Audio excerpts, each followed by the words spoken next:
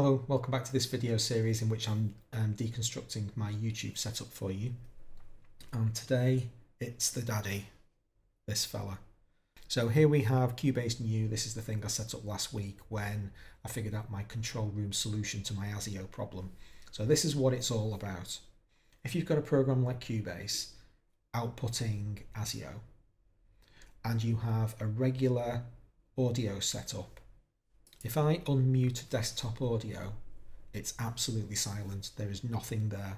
So ignore everything else. Desktop audio should be receiving input. I'm talking to you now. I'm making noise. OBS is configured to hear my system output.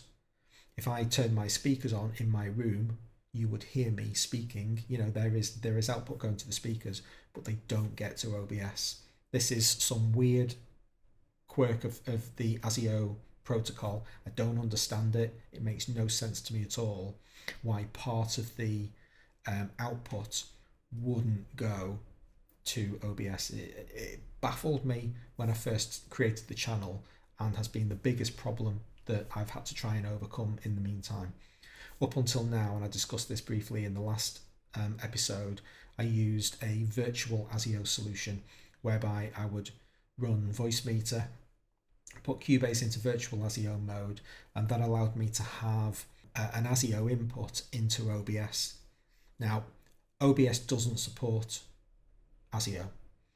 There is a solution out there, if you look for it, that you can install an ASIO component into OBS, and then it will see all of your ASIO inputs and you can route to them in OBS. It's not supported because the ASIO standard is owned by Steinberg and it's not licensed. So that mysterious cable on the Focusrite that comes out of outputs 3 and 4 and into inputs 1 and 2.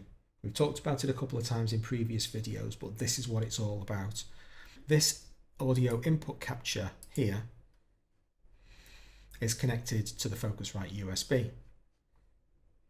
But by default, the Focusrite can't hear the ASIO output. I can prove that very easily. Here I have my Focusrite config, and if I mute outputs 3 and 4, this manual loopback system that I've got,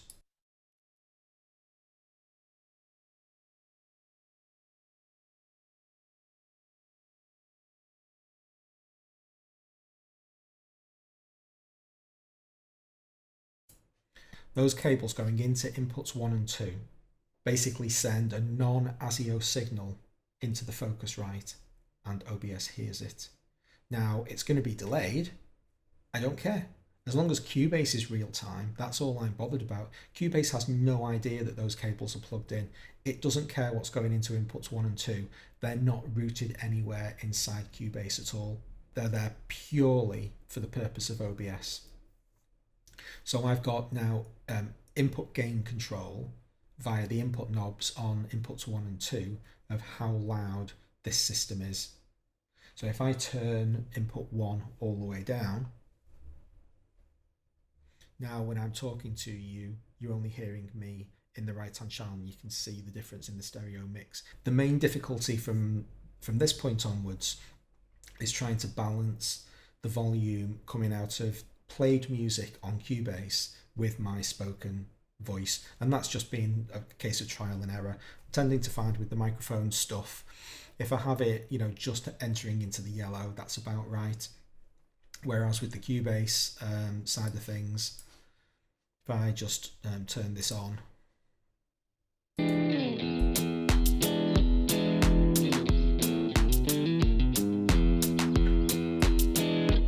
so this is kind of a jam track. You know, if I'm just in the mood for grooving out, I have these little 4-bar loops that I'll just record occasionally, and you know, I can just kind of, you know, vibe away on it. So you can hear me talking over the top of that.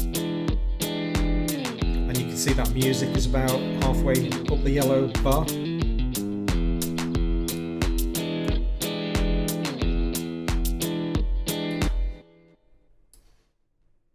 Now we've got the Canon itself. So here we've got the cam link coming in. This is where the input from the camera through the cam link 4K, the Elgato cam link, comes in here.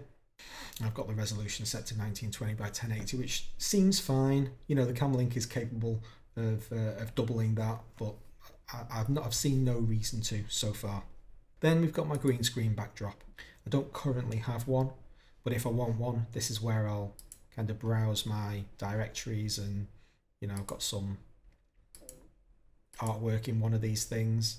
But this is, you know, something that I do like miniature figure painting occasionally, so I've got like little pictures of the dioramas that I do. I think this dragon's kind of poking over the top of my head, if I remember rightly. Yeah, kind of. Yeah, Norbert the dragon. I'll just get rid of that again. You can see, because my lighting's not brilliant over here, there's a little bit of fuzz. But I have this filter set on the camera, and this is what allows the green screen to do its job. You need this chroma key setup, which is basically the key color type green is the essential option. I think everything else is just basically balancing and tweaking with the settings to get it looking as good as you possibly can. But this is the darkest zone in my setup because of the way that I've got my lights configured. So it's the stuff that the green screen has the biggest difficulty. I should really have another light pointing at me from this angle, but it already feels like pretty claustrophobic in all this stuff. And display capture is the screen itself, so if I took that off, you know, there'd be nothing else and just my head. In terms of settings, your output settings are critical. You want to get your recording tab absolutely spot on. Take a screenshot of this stuff if you want, pause the video, I don't know. I have a single audio track. Now that's a thing.